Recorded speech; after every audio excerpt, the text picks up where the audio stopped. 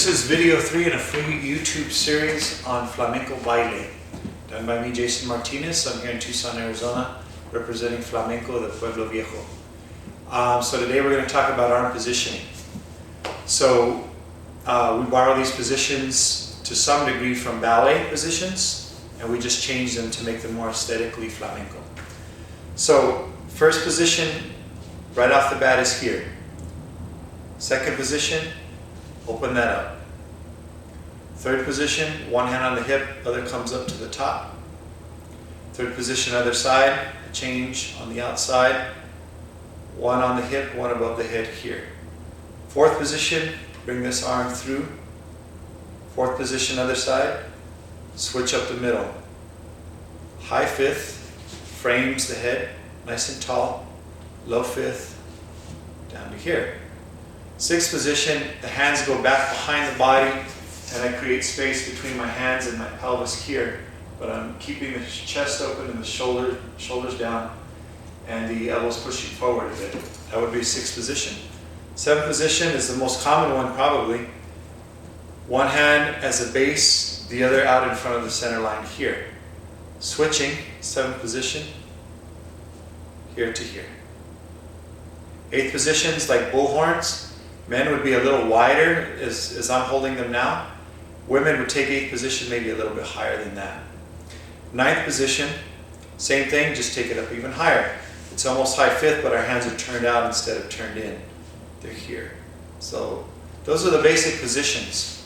Now the real trick is to figure out how to hold them so that they look strong and that they look clean and correct. Now let's take first position for example. A few things you want to notice. Sometimes when I start with people, they'll do this kind of positioning. Elbows are pointing down, shoulders might ride up, or a combination of the two or one or the other.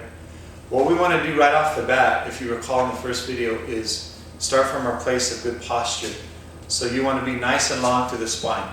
And by the way, I'm sitting down because that actually will encourage you to really focus on the spine and working from the spine outward. If you're on your feet, you can kind of get into other habits. Not that we don't work on our feet, but this is a good way to isolate and really focus on one thing.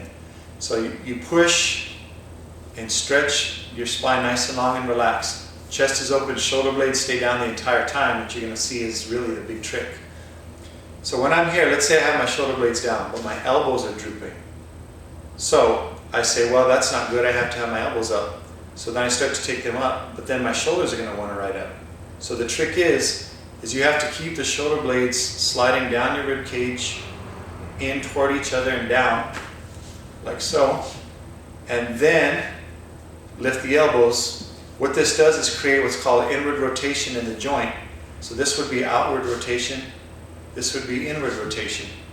In the flamenco sense, this is inward rotation. Now I could do this and you could make an argument that that's inward rotation, but clearly you can't dance like that. My head's going back, my shoulders are riding up. So keeping the shoulder blades down and trying to get those elbows to point back or even up creates that inward rotation. And I can move through first, second, third, fourth, high fifth, low fifth, sixth, seventh, eighth, ninth, and back down to low fifth, holding that position, but that's the hard part.